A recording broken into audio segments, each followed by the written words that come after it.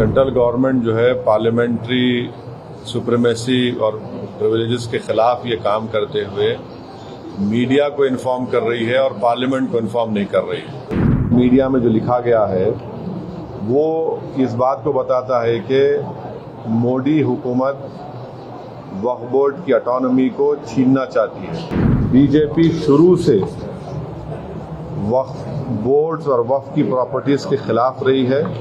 RSS का agenda है कि वो शुरू से वक्फ प्रॉपर्टीज को और वक्फ बोर्ड को ख़त्म करने की कोशिशें करती रही हैं। ये अमेंडमेंट्स लाने का मकसद एक ही है कि एक तो वक्फ प्रॉपर्टीज को छीन लिया जाए, दूसरा फ्रीडम ऑफ रिलीजन के खिलाफ काम कर रहे हैं।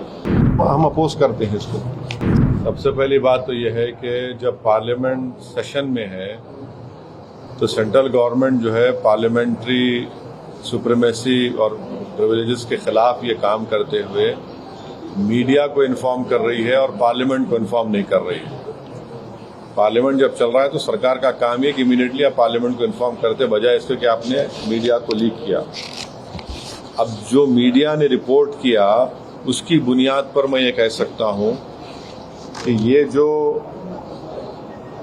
प्रपोज अमेंडमेंट्स है, जो मीडिया में जो लिखा गया है, वो इस बात को बताता है कि मोदी हुकूमत वक्फ बोर्ड की ऑटोनॉमी को छीनना चाहती है और वो इंटरफेयर करना चाहती है वाकिफ के मंशे के खिलाफ कि किस तरह से उस वक्फ की प्रॉपर्टी को चलाया जाए, और ये खुद फ्रीडम ऑफ रिलीजन के खिलाफ है, नंबर 1। दूसरी बात यह है कि बीजेपी शुरू से वक्फ बोर्ड्स और वक्फ की प्रॉपर्टीज के खिलाफ रही है और इनका एक हिंदुत्व का एजेंडा है, आरएसएस का एजेंडा है कि वो शुरू से वक्फ प्रॉपर्टीज को और वक्फ बोर्ड को ख़त्म करने की कोशिशें करती रही हैं।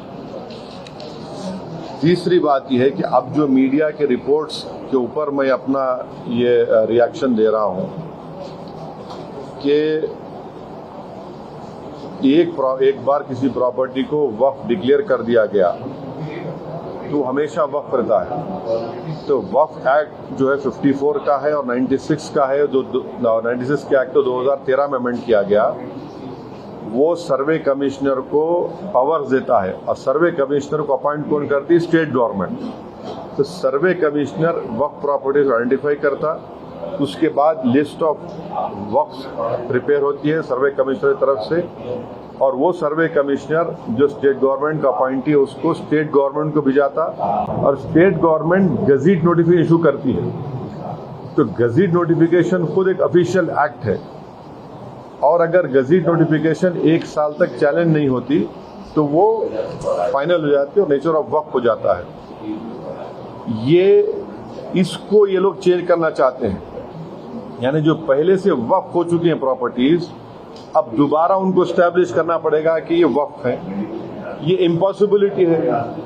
दूसरी बात यह है कि गजीट का जो कंक्लूसिव नेचर है उसको आप डाइल्यूट करना चाह रहे हैं। मानिए अब कई लोग वक्फ की प्रॉपर्टीज में एंक्रोचर्स है, इलीगल तरीके से वहां पर है, तो इनको एक मौका मिल जाएगा कि वो वक्फ प्रॉपर्टीज को बोलेंगे कि हमारी प्रॉपर्टी है, प्राइवेट वक्फ की प्रॉपर्टी नहीं है। और कोई भी प्रॉपर्टी में ये झगड़े होते कहीं ना कहीं, तो उसको एक एंक्रोचर्स को एक मौका मिल जाएगा। तीसरा न्यूज रिपोर्ट ये बोलता है कि अमेंडमेंट इन एस्टैब्लिशमेंट और कंपोजिशन ऑफ वक्फ बोर्ड, तो ये एक्ट खुद ये बोलता है कि हर स्टेट में एक वक्फ बोर्ड होना चाहिए और बोर्ड रिस्पॉन्सिबल होगा उसके एडमिनिस्ट्रेशन और मैनेजमेंट ऑफ वक्फ प्रॉपर्टीज के लिए।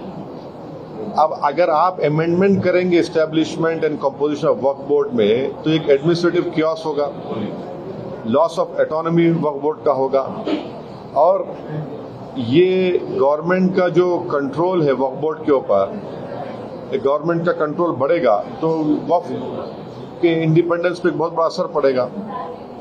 चौथी बात उसमें यह है कि वक्फ ट्रिब्यूनल्स है।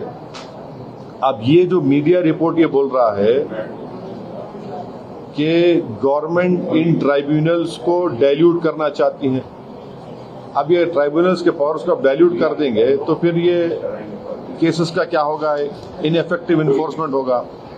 पांचवी बात जो मीडिया रिपोर्ट्स के ऊपर मैं बोल रहा हूं आपको, इसमें लिखा गया कि अगर कोई डिस्प्यूटेड प्रॉपर्टी है तो डिस्प्यूटेड प्रॉपर्टी का ये लोग बोलेंगे नहीं प्रॉपर्टी डिस्प्यूटेड है, इसका सर्वे हम कराएंगे।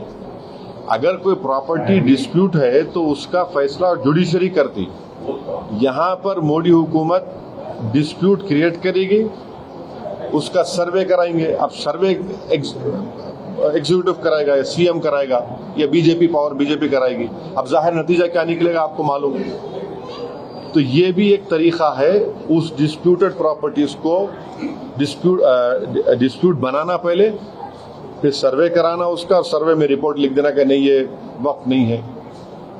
ऐसे कई मस्जिद दरगाहें हैं हमारे भारत में जहां पर बीजेपी आरएसएस ये क्लेम करती है कि वो दरगाह और मस्जिद नहीं है। तो जो पावर जुडिशरी का है वो एग्जीक्यूटिव छीनना चाह रहा है उसको। और एक बात जो मीडिया रिपोर्ट्स के मालूम ये हो रही है कि अब कोई कब्जा करके इंक्रोचर है तो वक्फ बोर्ड को पावर है, उसके पावर्स को अगर आप छीन लेंगे तो फिर पूरा ये तो लॉस होगा वक्फ प्रॉपर्टीज का। अच्छा, उसमें एक और मीडिया रिपोर्ट में बात आई है, amendment to the process of Waqf board. ये जो वाकिफ होता है वो अगर मेरी प्रॉपर्टी में बोलते हैं वक्फ बोर्ड को मैं दे रहा हूँ, मैं वक्फ कर वाकिफ हूँ, मुतवल्ली मैं रहूंगा किसी और, वो आप बोल रहे वो भी नहीं रहेगा। तो बेसिकली ऑल इन ऑल ये जो है ये पूरे इस तरह का, अगर ये मीडिया रिपोर्ट सही है तो मोदी सरकार ये चाह रही है कि पूरे वक्फ बोर्ड की प्रॉपर्टीज को छीन लिया जाए, इनको मुसलमानों से छीन लिया जाए। और वो थ्रेटन कर रहे हैं वक्फ की प्रॉपर्टीज का जो कंट्रोल है वक्फ बोर्ड्स के ऊपर, ताकि उसमें तमाम लीगल एम्बिग्यूटीज पैदा हो जाना, और इससे और वक्फ की प्रॉपर्टीज का नुकसान होगा। तो अब ये कंप्लीट सिस्टम को जब ये लोग अगर मीडिया रिपोर्ट्स सही है चेंज करना चाह रहे, उसमें कुछ ये करना चाहे, तो कोई भी आगे बढ़कर प्रॉपर्टीज को वक्फ नहीं करेगा। और आप देखेंगे कि कई मुसलमानों के मस्जिदें हैं, दरगाहें हैं जहां पर हिंदुत्व की ऑर्गेनाइजेशन आरएसएस बोलते कि नहीं है वो। तो ये अमेंडमेंट्स लाने का मकसद एक ही है कि एक तो वक्फ प्रॉपर्टीज को छीन लिया जाए, दूसरा फ्रीडम ऑफ रिलीजन के खिलाफ काम कर रहे हैं, और डिस्प्यूट अगर है तो जुडिशरी डिसाइड करेगा, एग्जीक्यूटिव कैसा करेगा। तो ये चीजें हैं जिसका हम अपोज करते हैं इसको।